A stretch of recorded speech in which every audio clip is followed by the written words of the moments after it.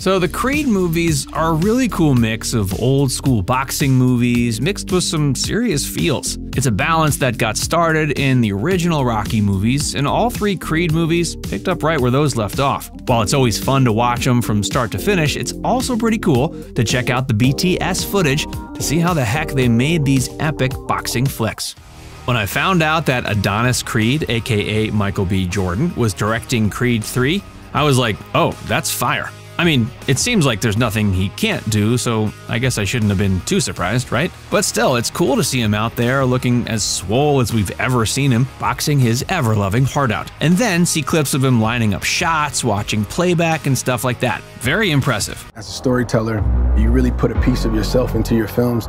Another interesting reveal about Creed 3 is they shot it on IMAX cameras. Michael B. pointed out it's actually the first ever sports movie to be filmed on them, which is tight. And you can tell Jordan's hyped about the tech, because with it, you can see every bead of sweat on the fighters and like the ripple of their skin as they get punched. Side note, gross. You can also hear the sounds of their footsteps in the ring better, and you can even experience the music in the theater more. Basically, IMAX tech means we all get to take in the ring environment in ways we wouldn't if it was shot on standard cams. Of course, the first two Creeds weren't shot on IMAX, and they still managed to look pretty great too. Speaking of those two, when you check out the BTS footage from Creed and from Creed 2, you definitely see a lot of Sylvester Stallone. And why not? The dude created the Rocky franchise, and in turn, one of the most unforgettable characters in cinema history, no biggie. But my man could have just easily cashed his check, shown up to film his lines, and said adios. But clearly, Sly was heavily invested in these projects, and he was more than willing to be the OG presence on set. It's pretty cool for starters because he's not the star of the movies. Like, I can't imagine being first on the call sheet for like a whole series of movies and then having to be suddenly the old dude playing like the third or fourth lead. So props to Stallone for making that transition with class. Check out this footage of him stepping onto the ringside area during the filming of the first Creed. The crowd of extras and the crew and everybody is clearly psyched that he's there. And he seems genuinely surprised by the reception. The dude has been a major star for like 50 years, but he's out there smiling and acting humble. He even jogs along the side of the ring and pretends to spar. Not to belittle him, because I'm sure he could absolutely still beat me up, but it was pretty adorable. He's also clearly an influential presence on set. He's been living with these characters since the mid-1970s, and in this clip, he talks a little about the philosophy of the Rocky character. He never expected to be a champion, he just wanted to go the distance. But it was also really cool to see him literally in the ring, showing Michael and the other fighters how to box on camera. From the looks of it, it seems like Stallone figured out exactly how to be kinda the godfather on set, providing insight and helping out without stepping on toes. Because obviously the directors, Ryan Coogler for Creed and Steven Caple Jr. for Creed 2, would want to be the ones fully in charge. So I'm sure they were nervous about having such a legend on set.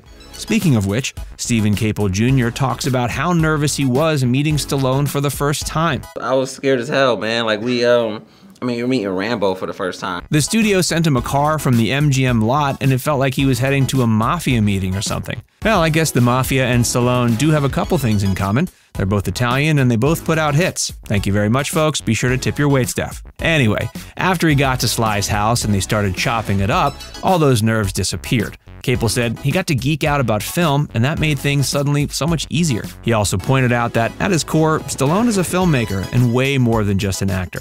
Like, he wrote Rocky 1, you know what I mean? So it's like, so he's a writer, technically. They ended up sitting in Sly's screening room, watching fights on YouTube on his giant projector. It's nice when talented people get along, isn't it? Caple also talked about how his nerves disappeared quickly during his first meeting with Michael B. Jordan. He joked about how going into Jordan's home and seeing him eating donuts made him feel like he was basically at a buddy's place, although he did worry about whether or not Michael would be able to get in shape quickly enough. Which brings me to another thing that kinda floored me, to be honest. In Creed 3, I wanted to know what Adonis's limits were. So you know how with each of these movies, Michael B looks more and more like a freaking tank? I mean, the dude has muscles I didn't even know existed. And yeah, we do see that a lot with big action stars. They work out with special trainers, have a crazy diet, and lift weights for like months non-stop. But the surprising part to me was that he said that at this point, that process is like no biggie for him. I'm like, what? I think the training is something that I'm used to by now, honestly, doing, the first film. It would take normal humans so much commitment, effort, and sacrifice to look that jacked. We'd all be, yeah, that was the hardest thing I've ever done, right? But when he was asked about getting in shape, Michael said that at this point, it's not that hard for him. Between the first Creed and movies like the Black Panther, he's grown pretty used to transforming his body. So the challenges are more about the character work, the emotional parts of the story, stuff like that. He also felt a lot of pressure with Creed 2 because sequels are often not as good as the first one. But even if the pre-shoot training wasn't something he was too stressed about, the grueling nature of the shoot was no joke. When you watch the BTS footage, you can see how intense and actually straining the film was. She looks like hell to me. Since you're going back to hell, you might as well get used to it. These guys had to be in legit great shape just to even make the training and fight scenes look real.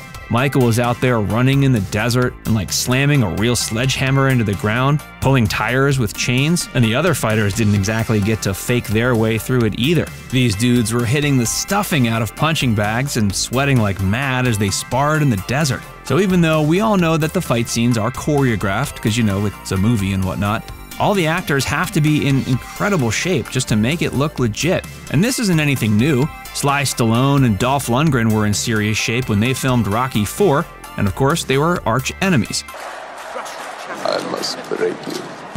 So when I first saw some footage of Stallone hanging with Dolph on set, my brain fried a little, because that was like seeing Tom and Jerry just chilling. Like, that's not supposed to happen, right? But it's a fun reminder, even some of the most hardcore rivals and enemies in movies are just characters. And most of the time, the actors get along great. But there was something kinda nice about seeing Rocky Balboa and Ivan Drago not only hanging out off camera, but also goofing around like old buddies. The two obviously have a really long history, and their epic battle in Rocky IV is one of the all-time great fights. This is a real battle of wills, and it's just very feral and savage. Dolph even talks about how special Rocky IV was, pointing out that there were probably lots of movies from that year that made as much or more at the box office as Rocky IV, but probably most people don't even remember those movies. Rocky IV had something special.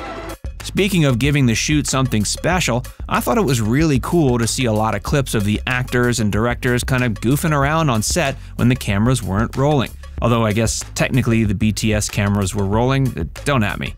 Anyway, it's easy to imagine that in movies that are as serious and dramatic as the Creed movies, that the set would be like somber and stuff. But there were plenty of examples of everybody having a great time together, even as they worked. It's a cool reminder that even when making a serious and emotional movie, everyone can enjoy each other's company. Plus, when you're out fighting in the hot sun, it's probably nice to have people who can make you laugh in between takes. Okay, I'm gonna go do like 1,100 sit-ups and 12,000 push-ups and see if my body looks at all like Michael B. Jordan's. And maybe as a reward, I'll just watch Creed movies all afternoon. Who knows where this day will take me? If you have any thoughts about Creed BTS stuff, hit up the comments section.